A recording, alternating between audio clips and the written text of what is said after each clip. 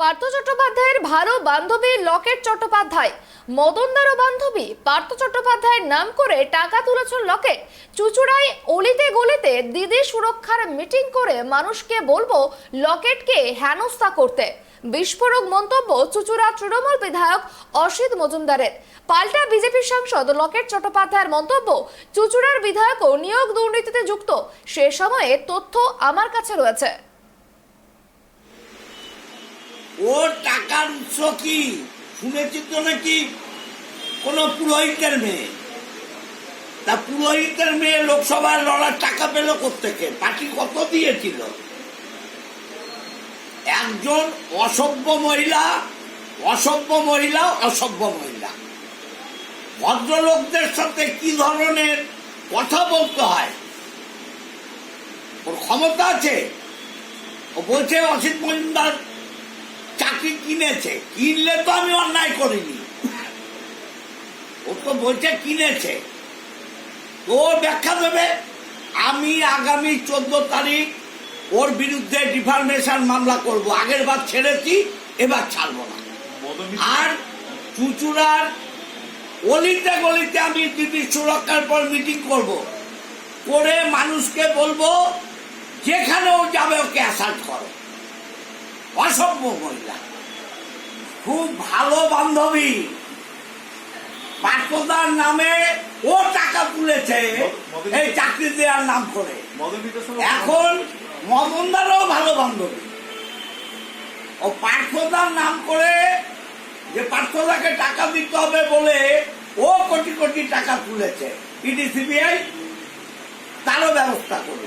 আরো কটি সিবিআইয়ের সাথে কেউ রাষ্ট্রবেলা বসে বসে দোস্তি করে। তাহলে কি বলতে চাইছেন শিক্ষক নিয়োগ দুর্নীতিতে লকেটও জড়িত? অবশ্যই। ও পার্থ চ্যাটার্জির ভালো বান্ধবী। আর ওই ইডি সিবিআই এর গল্প করে কথায় কথায় ও কোথায় এদের সাথে আড্ডা মারে সেইটা বলুক। আমার কাছে খবর আছে রাতের বেলা এদের সাথে বসে আড্ডা মারে।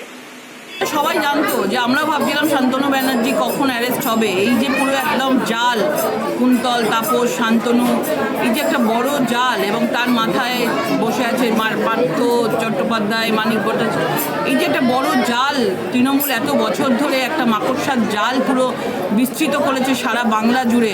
আস্তে আস্তে সিবিআই, ইডি এই জালগুলো গোটাচ্ছে এবং আরও বড় বড় রথী মহারথীরা জেলে যাবে। আমরা চাই যে যারা জনতার টাকা, মানুষের টাকা যারা লুট করেছে তাদের যেন খুব তাড়াতাড়ি শাস্তি হোক, এবং এই জীবনেই যেন তাদের শাস্তি সারা বাংলার মানুষ যেন দেখে যেতে পারে। এবং পুরো তৃণমূলটাই পুরো একদম দুর্নীতিতে ভরে গেছে, একদম মানে চোর ডাকাত গুন্ডাতে ভরে গেছে। এবং এরা নিজেদের মানে তৃতীয়বারের জন্য ক্ষমতায় এসে এরা নিজেদের সব কিছু নিজেরা ভুলে গেছে। নিজেরা মানে গরিব মানুষের টাকা তারা কিভাবে লুট করেছে, চাকরি পর্যন্ত এরা টাকা দিয়ে চাকরি পর্যন্ত কিনেছে। মানে এই জিনিস শুধুমাত্র মানে আমরা বাংলাতেই দেখেছি, এবং খুব তাড়াতাড়ি শাস্তি হোক। এবং এরা এর পেছনে আরও বড় বড় প্রভাবশালী কারা রয়েছে তাদের নামগুলো যেন এই শান্তনু, এই কুন্তল এরা যেন বলে, এবং বড় বড় প্রভাবশালী নেতাদের যেন নাম বেরিয়ে আসে। হুগলি জেলার তো ইতিমধ্যে 2 জন অ্যারেস্ট হয়ে গেল। মানে হুগলি জেলায় এই ধরনের ঘটনায় কি আর যুক্ত আছে নেতা মন্ত্রী? বা এর আগে আপনি বলেছিলেন যে হুগলি জেলায় নিশ্চয়ই যুক্ত আছে, এখানে মন্ত্রী বিধায়ক সবাই যুক্ত আছে এখানে। মানে চুচুড়ার বিধায়কও এখানে কম যুক্ত নেই, তারও অনেক রকমের অনেক কিছু পাওয়া যাচ্ছে। সেও অনেককে চাকরি দিয়েছে। এই ধরনের কথা অনেক জায়গায় শোনা যাচ্ছে। আমাদের কাছেও অনেক কিছু তথ্য এসছে, সময় হলে ঠিক একে একে তথ্য বের করবো।